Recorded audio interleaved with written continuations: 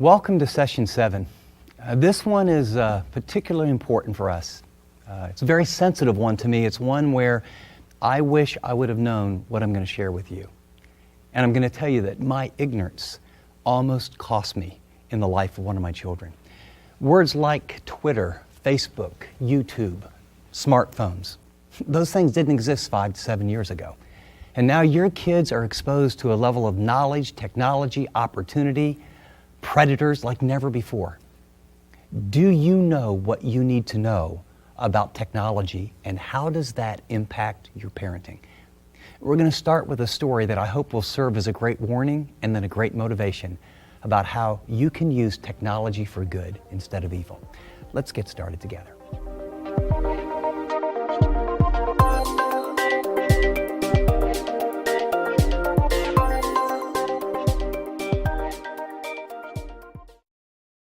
The title of this session, I've never taught this before in terms of any series that I've done up until now.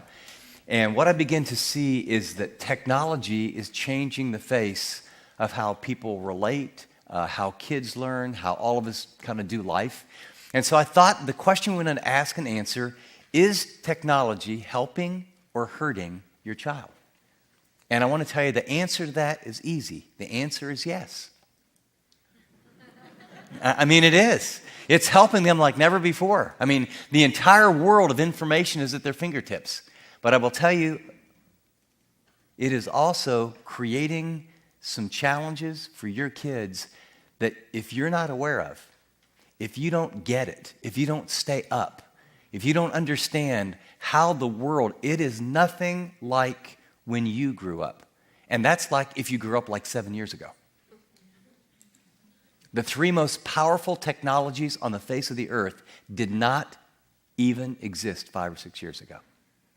YouTube did not exist. Facebook did not exist. Twitter did not exist. And it's a whole new world. Now, here's what I want to tell you, however. What we've covered so far about parenting is timeless. I mean, successful. When I say successful, I mean from God's perspective, for your kids and for you to have the end results that you know are God's will. Successful parenting, we've basically covered 5 major principles in all of our time together. And I will tell you that these 5 things are true if you were a parent in the time of Moses. These 5 things are true if you were walking the streets of Galilee when Jesus was preaching. These 5 things are true if you found yourself in the Middle Ages. These 5 things are true if Luther and Calvin were launching the Reformation. These 5 things are true if in the 19th or 20th century. And these 5 things are absolutely true in the 21st century in a wave of technology where information is doubling at a rate like never before. So let me review, because here's what I want to do. I want to give you this framework, this reminder that these are the things we need to emphasize. The application of how you do them is going to change every 6, 12, 15 months because information and technology is changing. Number 1, successful parenting begins with clear-cut objectives. Okay, now these are in your other notes. You've got these. Listen and soak these in. Successful, godly parenting begins with crystal clear-cut objectives. Your heart and your passion is to help your kids become like Jesus. Holy, more important than happy. Second principle. This is pretty simple. Successful parenting demands we practice what we preach. More is caught than taught. They're going to become like you. They're going to become like me, and that's for good and for bad.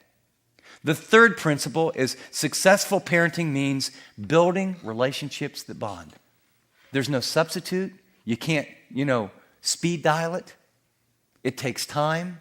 It's all those things we talked about: focused attention, eye contact, bedtime stories.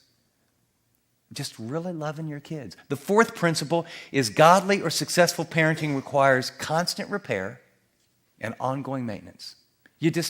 If you were a parent in the time of Moses, whatever was working maybe 3 years ago isn't working now. In the time of Jesus, today, and all your kids are different. And then finally, successful parenting demands love and limits. Now, what I want you to know is that those things are true. So how do How do you make love and limits when there wasn't even a printing press versus now there's smartphones? How do you practice what you preach when your use of technology will be copied by your children, right? So here's what I need you to get. We know for sure that life change and transformation is always a product of our thought life. What goes inside your children's minds, what they think about, what they view. As a man thinks or as a woman thinks in his heart, so you become. Proverbs 23:7. When Paul talks about transformation, he doesn't talk about trying hard or religious activities. He says, do not be conformed to this world, but be transformed by the renewing of your mind, that your life could prove or test what the will of God is, that which is good, acceptable, and perfect. When he wanted to talk about her thinking, in Romans chapter 8, the Apostle Paul would say in about verse 5 through 8, the mind set on the flesh, death. The mind set on the spirit, life and peace. Over and over, passage after passage after passage, talks about your kids, like us, will be a product of their thinking. Now, you apply those principles differently, but here's what I'll tell you, and mark this well. Your children, in all the history of the world, have more exposure to thoughts, people, influence, and evil than any generation ever before on this planet. There's access to them. They don't have phones anymore. They have a device that can get information from all over the world, and a lot of it is designed to destroy their relationship with God, their relationship with themselves, their relationship with you, and help them make decisions that will bring absolute destruction. And here's the deal. Ignorance is not bliss. What you don't know about what kind of information is getting into your son or your daughter's head and mind can destroy their life. And with me, that's not theory, unfortunately. I had an experience a number of years ago as technology was developing, and, we put a computer in our house, and I didn't know anything. In fact, I'm not even sure they had filters during those days, but I was ignorant. I was a conscientious parent.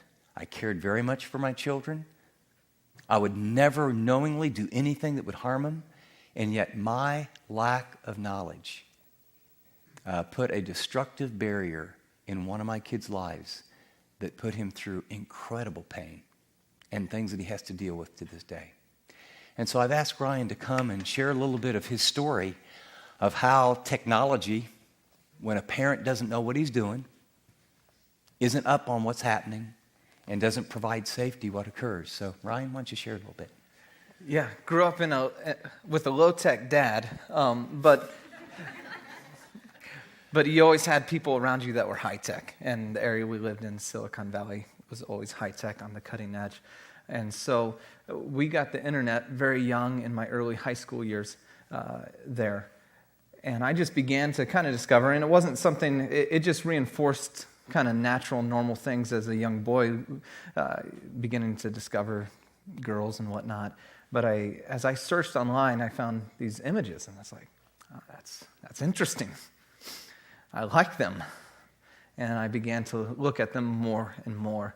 What began as just as a simple, just checking things out, interest, turned for me personally into a full-fledged addiction, where I couldn't control myself. I felt helpless and out of control. In fact, I'd love to be when my parents were gone so that I could go into the back room and just be online, whether it was late at night or whatnot. And it just started this cycle of habits.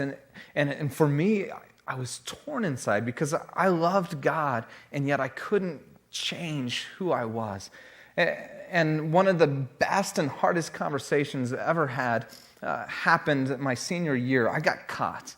And I'm just so thankful because the power's in the secret, especially with addictions and especially in the area of pornography and sexual addictions, is the power is always in the secret, that you keep this. It's just your thing. And I believe Satan wants to hold that over you so that you don't get freedom.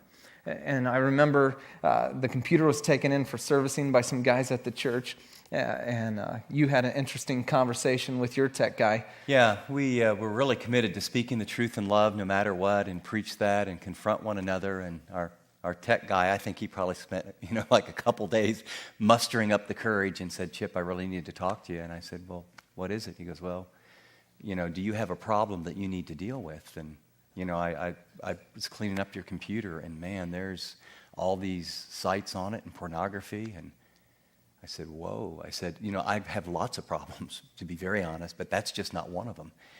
And he said, well, someone in your house does. And Annie was 12 years old, so I didn't think it was her. And so that led to this conversation. Yeah. I remember it clearly because I came home from school and my dad was home. In high school, that wasn't a good thing. If he's home early, that means I'm in trouble. And so I saw his car, and I was thinking through my head, what have I done lately?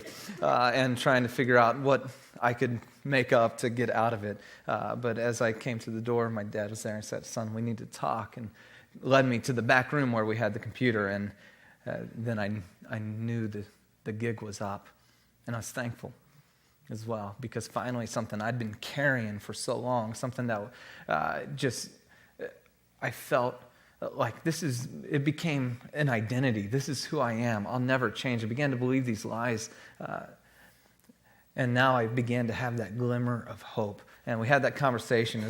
I remember it was because it's awkward. My mom was there too. I was just like, oh boy, that's just weird.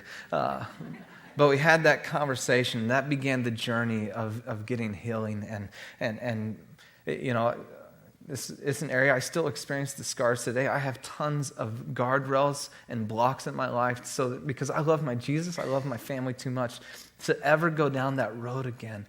My wife has all our passcodes for everything because I just don't want to have that in our family and our life. I don't want my kids to experience what I experienced. Well, the interesting thing, just to give you a balance, this is also the same son that before he went to school, I would watch him get up and spend time with God and read his Bible. He led worship at our high school group. I remember hearing a Bible study in the front room where he led 4 of the 6 guys on the volleyball team to Christ. And so you need to understand is that, as a parent, you can think things certainly look like they're going okay, and your son or your daughter can have a secret that you don't know about that is killing them inside. And in this particular case, it was because I didn't know some things about technology, and I didn't know what was there, and I didn't know how to filter it out. And it's been a painful journey. It's been exciting to see how God has redeemed it. But since that time, you've had an interesting journey. God has done a lot, and you've been a pastor for about the last 10 years of junior high, high school, college-age young adults. And recently you decided to get some information, especially from your college-age people. And we wanted to ask and answer the question for you. We were thinking about, actually I came up with, I need to speak on parenting and technology. And then as I prayed about it, the Lord said, you don't know anything about technology. So this is not going to be a very good message. And so literally, I said, Ryan, would you help me? And it went from, Ryan, would you help me, to as we did it, Ryan, could I do this with you? Because you've been doing this with youth. And so you did a little survey, and we wanted to ask the question, what do kids wish their parents knew about parenting and technology? And this isn't so much what, your maybe 14-year-old would say, right. But why don't you tell them what you did? This is very interesting. Yeah, I just sent this question out to the group that I lead in San Jose and on Facebook and asked that question. And what I found was really interesting to me because it's counterintuitive to what we think they would say. And I wanted to get the age group because I've worked with high school students. I know what they would say, but I wanted to get the group like me that's looking back and have experienced the pain, the hardship, the regrets, some of the destructive stuff that has come into their life, and to be able to say, man, I wish my parents knew this. And here's what they said. First thing said, I wish they knew how much I actually needed them. It's funny because so often in high school years, you think they don't need you at all. In fact, they tell you often that they don't need you. And yet later they're looking back going, I wish they knew how much I actually needed them. I wish they knew that when they set boundaries, it makes me feel loved. It reinforces what you've been saying. I've worked with high schoolers, college age, for a while, and everyone that had no boundaries in the home, they would say this is the common theme: I felt alone and I felt abandoned. Wow. And it's interesting. We think sometimes giving them love without limits is helping, and really it produces this insecurity, this sense of abandonment that they have. I wish I had an open and honest communication with my dad or mom. That you almost think, really? Yeah, because I remember when I wanted open, honest communication with some of my kids in their teen years, I would say in the car, well, how you doing? Good. How's things at school? Fine. Okay, that honest communication is really ripping, you know. But here's the difference, is creating those meaningful moments. We had lots of great conversation over the years, whether it was during hard times and discipline or playing basketball. One of my sweet memories is playing basketball with my dad in the front, playing one-on-one. And after we get done, we just sat on the ground and just looked up at the stars and had this great conversation. I'm in high school. And it's just marked me to this moment. And your kids want those meaningful moments with you. I wish they knew it's not the same as it was when they were kids. We understand this, but have that tendency of treating them just the same. And they say, we feel alone. The world's changed. I wish they didn't just ignore my use of the internet. I wish I didn't have unlimited, unmonitored access to the internet. That desire for help, bring boundaries. Don't leave me alone in this world where I can't navigate this on my own. And so often, I think, Ryan, it's a paradigm shift for us, because even when a kid has a phone, for some of us, we think of it as a phone, and phones almost don't exist anymore. It is a mobile, international, informational device that, I mean, you can put even a filter on your phone, but if you get YouTube, if you don't have a separate filter, they can get anything. What goes on Facebook? I mean, they long for things to be monitored. They really want to know that someone's looking over their shoulder, don't they? Yeah. Wow. Well, and the last one, you just don't expect. I wish I had real time as a family with no technology. Saying, I wish we unplugged as a family. I wish we played board games. I wish we just talked. I wish we had family time when there wasn't someone just looking down like this. Wow. Well, we want to shift gears, and we want to be very, very practical. You obviously want to be, inspired and motivated to be a parent who understands technology. But my experience is most of us don't know how. And we're going to literally roll up our sleeves. If you don't have a pen out, get a pen out.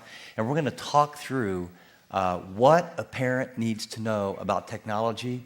And then we're going to move from that to a very specific game plan. You're going to walk out of here knowing, okay, this is where we're at. This is what I've got to do. Here's why. And in fact, you've seen on your notes, there's a number of tools. We'll give you the specific places to go, where to get the filters, what the technical stuff happens. Because what you don't know can kill your kid.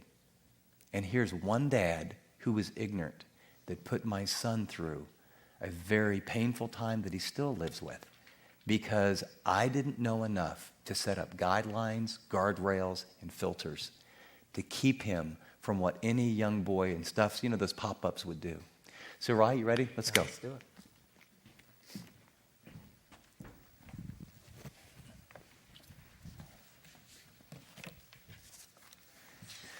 Okay, buddy, here we go. What do parents need to know in today's tech world in order to be the kind of mom and dad that their kids long for, we heard, and God wants them to be? Yeah, the first one we see, we know, but I believe we need to begin to embrace and really accept this as a way of life, that the landscape is constantly changing. We get this, we see it, but so oftentimes we go into autopilot on life and realize we can't be autopilot parents. We have to be active parents. The landscape is constantly changing. So much so that a major electronics store, their commercial and whole advertising campaign is around this, a buyback program. Because the minute you buy it, it's obsolete, it's old. And so they're, marketing saying, hey, once you buy it and you realize the new best thing is out there, we'll buy it back from you. The landscape is constantly changing. I threw down a few things that were just fun for me to think through the years of what's changed, of dial-up to LAN, Ethernet, now wireless Bluetooth. You got car phones where, is briefcase size, to mobile phones, now smartphone. It's a whole different device like you're saying. Tape, I believe you remember an earlier one, I don't. Vinyl, it was called records.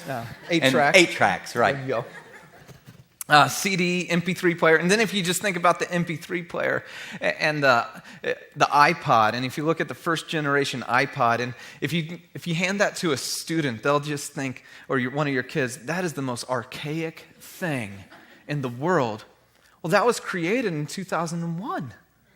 And that was revolutionary, 1,000 songs in your pocket, and that was mind-blowing. And then now you just see the process there. But the landscape's constantly changing, and as a result, here's where the disconnect, I think, happens for many of us, is we see the landscapes constantly changing, but then we don't realize the rules are ever changing as well.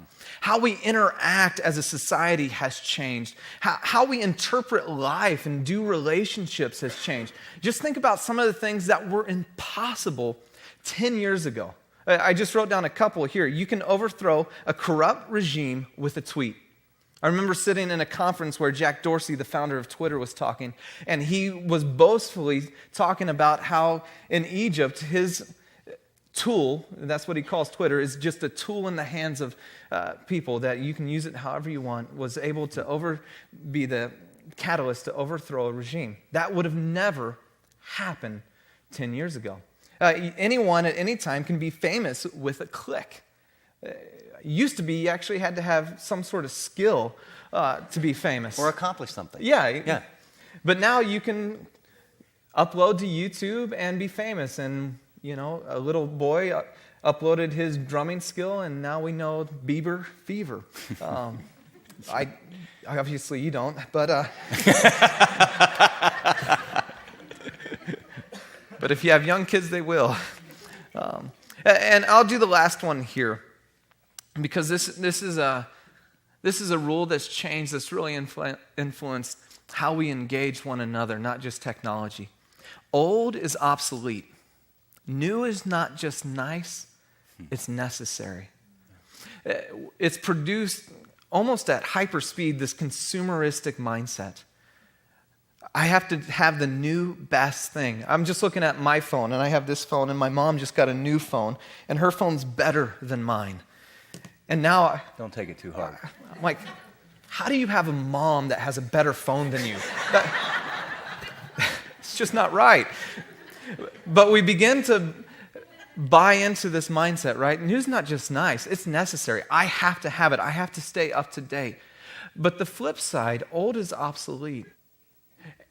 And what has happened with many generations, and we've seen this actually over the course of the last 10, 15 years, is because they are tech savvy and the older generation aren't as tech savvy, then you go, old's obsolete. I don't necessarily need you. I can get it all right here. The sages have been lost from our society. The wisdom of previous generations is beginning to vanish. And we have just this tech-driven society. Here's the encouraging part on that, because I work with college-age young adults. Over and over, their desire is to have mentoring. Is they are coming around and realizing we can do a lot of things, but we don't know how to balance a budget. We don't know how to do relationships. We don't know how. And they're looking for the next generation's wisdom to begin to speak back into their life. Yeah, it's been an interesting journey. Teresa and I lived in Atlanta for about 7 years, and in the latter part of our time, our daughter was involved in a ministry in a church that just had all these single people. And she noticed that they were very zealous, but didn't know some basic things. And she's a leader. There's just no around Annie. Wherever she goes, she sort of plays this little pipe, and people follow her. And she doesn't smoke it. She just plays it, you know. And so, you know, and her mom, as you have learned, is a soft touch. And so she goes, Mom, could I invite like 12 or 15 of my closest friends over and you cook dinner for them? And Dad, you don't do very much, so would you teach the Bible study? And so it was a window of time. We said, well, yeah. And we found ourselves, we went through a whole year with these 20-something people. And of course, you know, I didn't realize how tech dead I was, but I mean, all these kids are coming in with their iPhones and Googling this and doing that. And pretty soon, I mean, we ate around a table like a family. And they had a home-cooked meal, which I'm sure was the biggest attraction. And then we built relationships. And then pretty soon the girls are staying over and talking to Teresa, and we're counseling some couples about whether they should get married or maybe they shouldn't. And it was just an amazing journey, Ryan. To this day now, for the last couple years, Monday nights or Sunday nights, we've just been opening our home, and it's been one of the greatest times of ministry we've ever had. But they're thirsty. Yeah. And they know a lot about this, but they don't know how to walk with God, and they don't know how to do relationships. Right. So this is critical. I'm reminded of a verse in 1 Chronicles 12.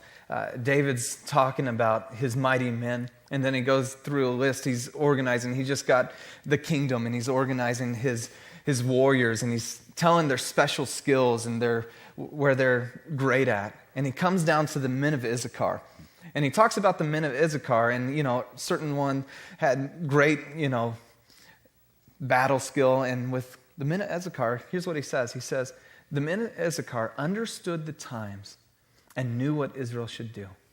See, the landscape's constantly changing, and the rules are ever changing. Our role as a parent is become like the men of Issachar, where we begin to take a step back and try to understand the times, what's going on, and ask God, give us the wisdom to know what we should do as a result. Moving on from that, the rules are ever changing, and because of that, the dangers are changing and growing. When I was a kid, I think in teen, the biggest thing you could get involved with was pornography. Now it's just way, way more. It's changed and evolved and grown. I mean, you have your basic ones on there, your viruses, identity theft, hackers. You have the unsmart texting and driving.